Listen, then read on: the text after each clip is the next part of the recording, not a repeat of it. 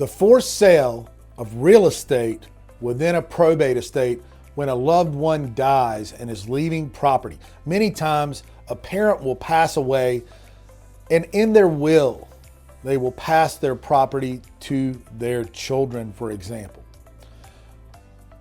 The problem is the children may not get that property if there is a debt, a claim of a creditor, including a long-term care claim where a benefit has come in North Carolina and paid for assisted living or nursing home care. That debt, the only window that debt can come through, the only place it can attach is in the will. When the will is submitted to probate and a notice to creditors is advertised in the local paper for 4 consecutive weeks, the first date of publication starting a 90-day period for claims to come in the estate. In fact, there's now a proactive duty for the executor to notify the Medicaid department, HMS, the recovery department, to see if there's any claim hanging out there, to go out and ask for this claim to be attached to the estate, to the probate estate.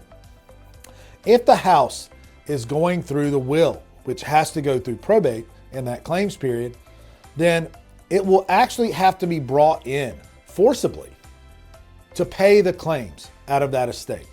That is where many homes go away and don't get to the children.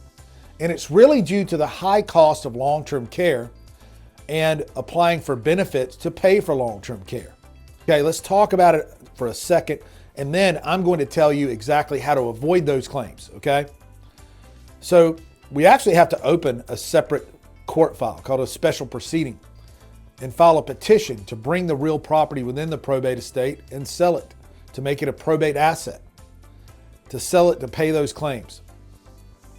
Otherwise, title is passing through probate and the property's not an actual probate asset, unless the will says that the executor has control of it and is to sell it and distribute the proceeds.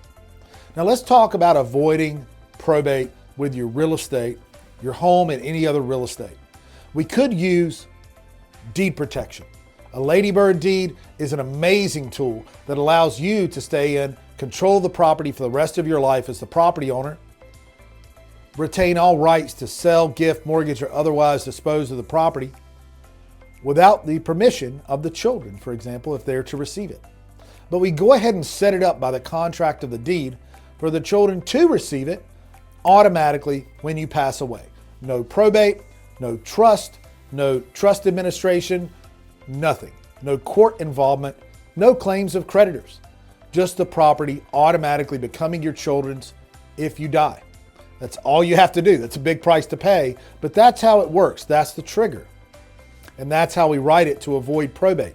It's even easier than life insurance, which requires a beneficiary to go claim the money and then get the money after the principal, the insured, dies.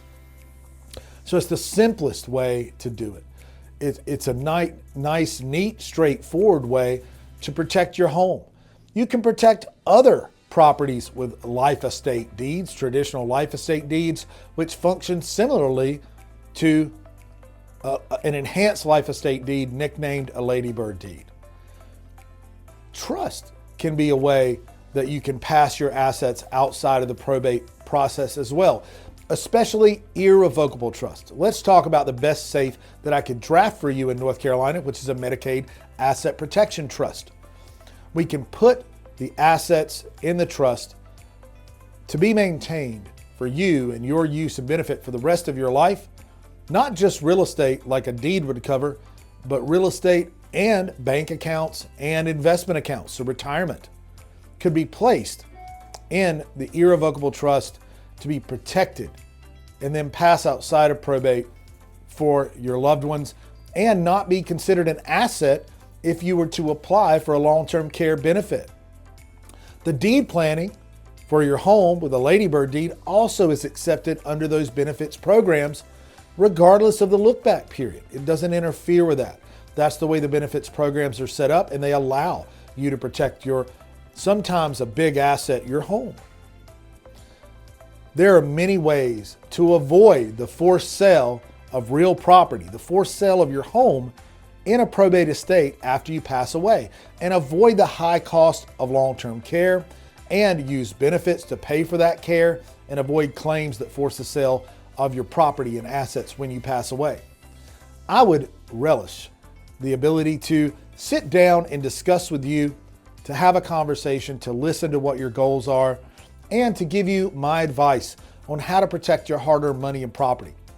I would offer a free consult. You can schedule that consult with me by calling 1-888-999-6600 and scheduling with one of our communications folks that are really nice, and they'll get that scheduled for you. Or you can go right online to mcelderlaw.com/scheduling and schedule directly on our calendars online. Thank you, and I hope to see you soon.